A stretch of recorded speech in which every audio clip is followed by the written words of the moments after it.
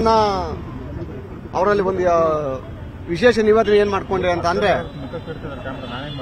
ಆರೋಪಿಯ ಬಂಧಿಸುವುದರ ಜೊತೆಗೆ ಈ ಒಂದು ಪೆನ್ ಡ್ರೈವ್ಗಳನ್ನ ಡಿಸ್ಟ್ರಿಬ್ಯೂಷನ್ ಯಾರ್ಯಾರು ಮಾಡಿದ್ದಾರೆ, ಈ ಗ್ಯಾಂಗ್, ಈ ಮಾಫಿಯಾ ಏನಿದೆ ಅದನ್ನ ಸಮಗ್ರವಾಗಿ ತನಿಖೆ ಮಾಡಿ ಅವ್ರನ್ನ ಬಂಧಿಸಬೇಕು ಅಂತ ಹೇಳಿ ನಾನು ಬಹಳ ತೀವ್ರವಾಗಿ ಅವ್ರನ್ನ ಮನವಿ ಮಾಡಿದ್ದೀನಿ. ಈ ಗ್ಯಾಂಗ್ನ ಕೆಲವು ಪ್ರಮುಖರ ಸುಳಿವು ಕೂಡ ನಾನು ಕೊಟ್ಟಿದ್ದೀನಿ ನಾನೀಗ ಅಲ್ಲಿ. ಯಾಕಂದ್ರೆ ಈ ಪೆನ್ ಡ್ರೈವ್ ಹಂಚಿಕೆ ಜಾಲ ಇತ್ತಲ್ಲ, ಆ ಜಾಲದ ಸುಳಿವನ್ನು ಕೊಟ್ಟಿದ್ದೀನಿ ಅಲ್ಲಿ. ಅದ್ರ ಮೇಲೆ ತನಿಖಾಧಿಕಾರಿಗಳು ಯಾವ ರೀತಿ ಮಾಡಬೇಕು ಅಂತೇಳಿ ಅದು ಮಾಡ್ತಾರೆ.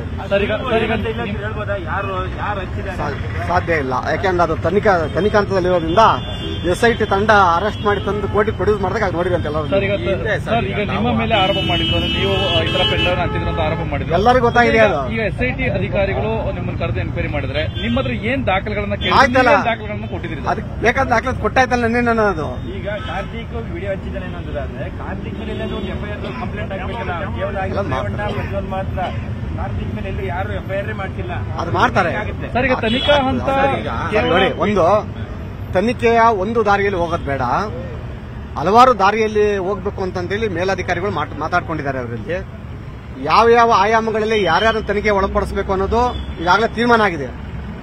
ಹಾಗಾಗಿ ಯಾರ್ಯಾರು ಇದರಲ್ಲಿ ತಪ್ಪಿತಸ್ಥರಿದ್ದಾರೆ ಅಲ್ಲಿ ಯಾರು ಕೂಡ ಈ ಕೃತ್ಯದಿಂದ ಬಚಾವಕ್ಕೆ ಸಾಧ್ಯ ಇಲ್ಲ. ಅದರಲ್ಲಿ ಎರಡನೇ ಮಾತಿಲ್ಲ. ಅಲ್ಲಿ ಕಾರ್ತಿಕ್ ಆಗಿರ್ಬೋದು, ಅವ್ರ ಅಪ್ಪ ಆಗಿರ್ಬೋದು, ಮೇಲೆ ದೇವರಾಗಿರೋ ಕೂಡ ತಪ್ಪೇ ಅದು. ಈಗ ನಾವು ತಪ್ಪೇ ಅದು. ಹಾಗಾಗಿ ತಪ್ಪಿತಸ್ಥ ಯಾರು ಅಂತ ಗೊತ್ತಾಗಿದೆ.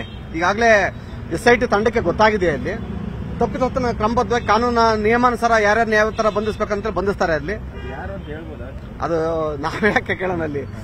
ಅದಕ್ಕೆ HD ರೇವಣ್ಣ ಪ್ರಜ್ವಲ್ ಅವರ ಮಾಜಿ ಕಾರು ಚಾಲಕ ಕಾರ್ತಿಕ್ ಮೇಲೆ ಆರೋಪವನ್ನ ಮಾಡಿದ ಬಳಿಕ ಆ ಬಳಿಕ ಕುಮಾರಸ್ವಾಮಿ ಕೂಡ ಪ್ರತಿಕ್ರಿಯೆ ಕೊಟ್ಟಿದ್ರು. ಆತ ಮಲೇಷ್ಯಾಗೆ ಹೋಗಿದ್ದಾನೆ ಅಂತೇಳಿ. ಆತ ಸದ್ಯಕ್ಕೆ ಇದಾನ ಹೇಗೆ ಅಂತೇಳಿ ಸರ್ ಎಲ್ಲ ಇಡೇಕೆ ತಂಡ ರಚನೆ ಆಗಿದೆಯಲ್ವಾ ಈಗ. ಅದು ಈಗ ಎಲ್ಲ ನಾನು ಹೇಳೋದಾಗಿದೆ SIT ತಂಡ ಹಾಕ್ಬೇಕಾಗಿತ್ತು ಹೇಳಿ.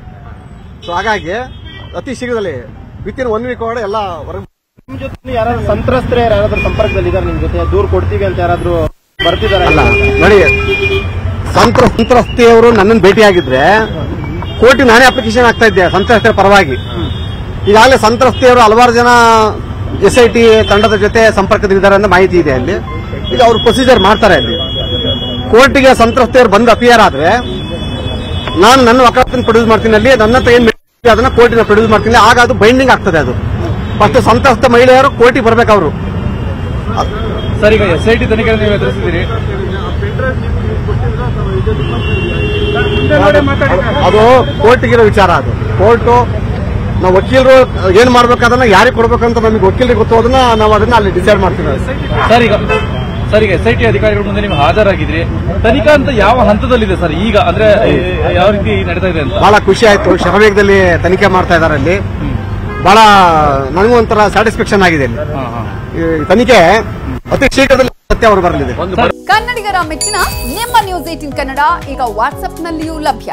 ಕರ್ನಾಟಕ ಮತ್ತು ದೇಶ ವಿದೇಶದ 360 ಡಿಗ್ರಿ ಸುದ್ದಿ ವಿವರವನ್ನ ನೀವು ನಿಮ್ಮ ಕೈ ಬೆರಳುಗಳಲ್ಲಿಯೇ ಪಡೆಯೋದಿಕ್ಕೆ ಈ QR ಕೋಡ್ ಅನ್ನ ಸ್ಕ್ಯಾನ್ ಮಾಡಿ. ನಮ್ಮ ಚಾನೆಲ್ ಅನ್ನ ಫಾಲೋ ಮಾಡಿ, ನೋಟಿಫಿಕೇಶನ್ ಆನ್ ಮಾಡಿ.